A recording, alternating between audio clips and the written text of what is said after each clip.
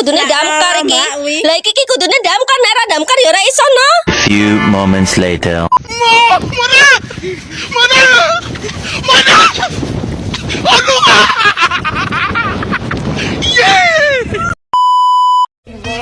Just a feeling that I want you behind because it's something that is on. You're in my mind, I guess it goes that.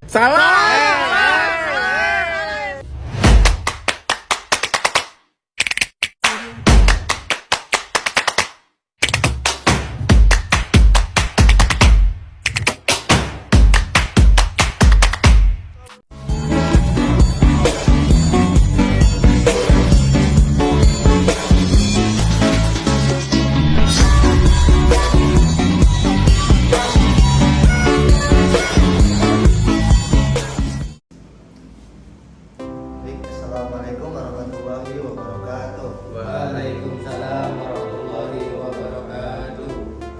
Alhamdulillahirobbilalamin. Wabillahi nasta'in ala umuri dunya waddin. Shalatu wassalamu ala asyrofil anbiya'i wal mursalin wa ala alihi wa sahbihi ajmain. Baik anak-anak, di sini kita akan mempelajari tentang sejarah berdirinya dinasti Umayyah. Baik, sebelum itu siapa di sini yang tidak hadir? Banyak Pak. Siapa aja itu? Rojak sama Rijal. Itu sakit apa-apa keterangannya? Bolos Pak. Bolos. Jadi kita berbeda ya. Baik. Apa tadi materi pada sore hari ini? Dinasti Umayyah Pak. Sejarah berdirinya dinasti Umayyah.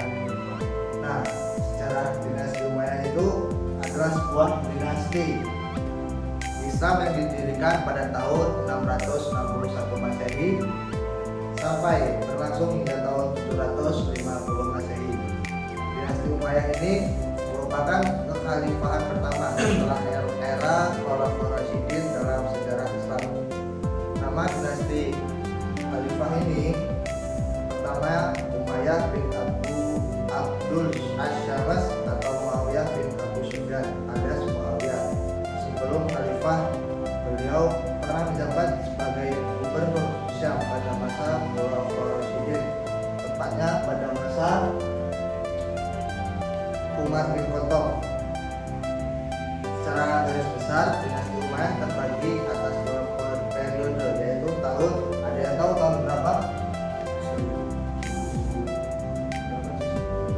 Nggak tahu Pak. Yaitu pada tahun 660 sampai 750 Masehi. Berpusat di mana? Ada yang tahu? Mekah Pak. Salah. Di Yerusalem. Damaskus. Oh ya, berarti itu Pak. Nah, di Damaskus. Tinggal ya. Iya Pak. Kemudian periode 756 sampai 1031 Masehi di Cordoba sering berkuasanya kekuatan Muslim di Spanyol. Nah, sejarah berdirinya dinasti Umayyah ini tidak lepas dari masa krisis pada pemerintahan Khulafaur Rasyidin. Pemerintahan ini juga memuncak kejayaan saat dipimpin oleh Utsman bin Affan.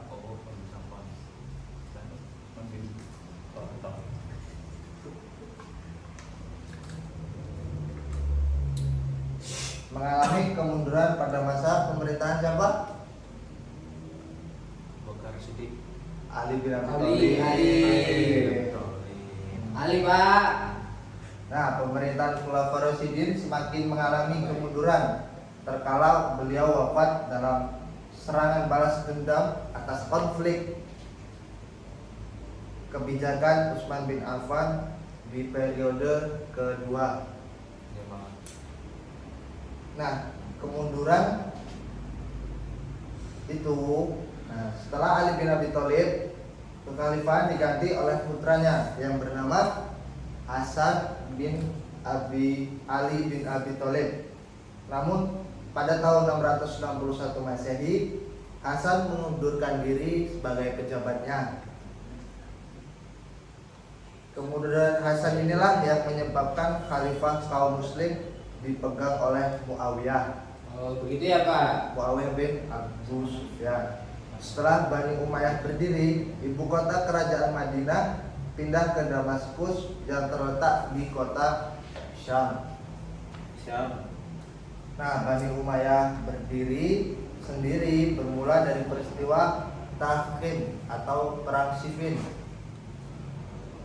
Dikutip dari buku Bangkitnya dan Runtuhnya Khalifah Bani Umayyah karya Abdul Syafi Muhammad Abdul Latif, ini adalah perang saudara antara kubu Muawiyah kontra Ali bin Abi Thalib, khalifah keempat setelah wafatnya Rasulullah SAW. Perang ini terjadi usai kematian Utsman bin Affan, khalifah ketiga, pada 17 Juni 1656 yang membuka peluang bagi Ali bin Abi Thalib, menantu Rasulullah SAW, untuk memimpin. Namun berdirinya Bani Umayyah bukan hanya karena kemenangan diplomasi Muawiyah bin Abu Sufyan atas perang Siffin. Dikutip lagi dari buku sejarah peradaban Islam yang disusun oleh Ahmad Saufi Asmi Fadilah, keberhasilan Muawiyah dalam mendirikan dinasti Bani Umayyah antara lain. Nah, itu ada yang tahu nggak apa saja? Kurang tahu, Pak. Belum tahu, Pak. Oh, belum tahu. Ditulis, Pak. Bapak baca ya, dukungan yang kuat dari rakyat Syria dan keluarga Bani Umayyah sendiri. Selanjutnya, menempatkan orang tepat pada jabatan penting yang menjadikan Muawiyah dikenal sebagai administrator yang handal. Yang terakhir itu kemampuan Muawiyah sebagai negarawan sejati yang dapat menguasai diri secara mutlak dalam mengambil keputusan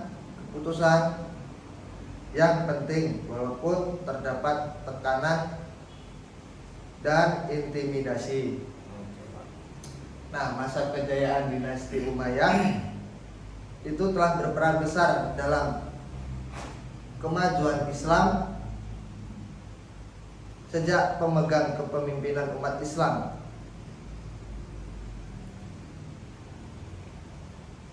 Nah, yang membawa masa dinasti Umayyah itu berdiri atau jaya itu siapa saja? Ada yang tahu? Belum, Pak.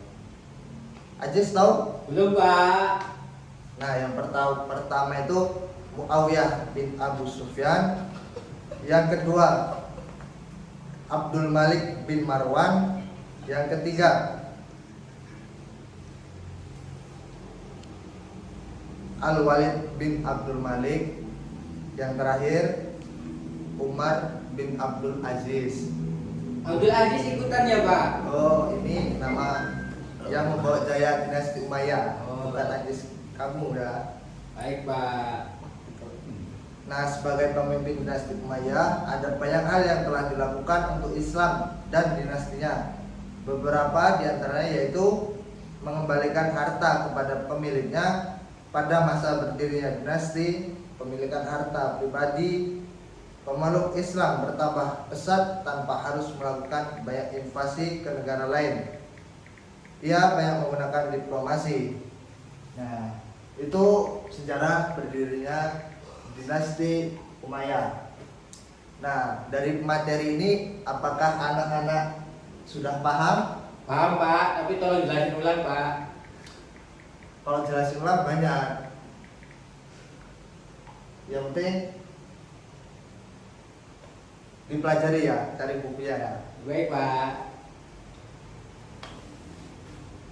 Nah, ini sekian pertemuan pada sore hari ini.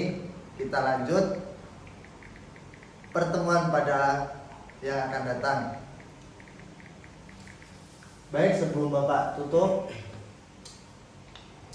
siapa aja tadi yang tidak hadir? Rojak sama Rijal, Pak. Rojak sama Rijal. Iya. Tama itu berangkat gak Tama?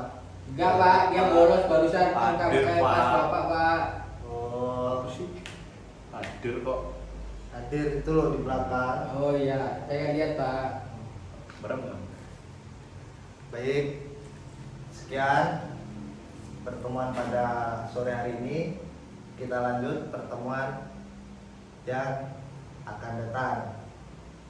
Bapak akhiri, wabillahi taufik wal hidayah. Wassalamualaikum warahmatullahi wabarakatuh. Waalaikumsalam warahmatullahi wabarakatuh.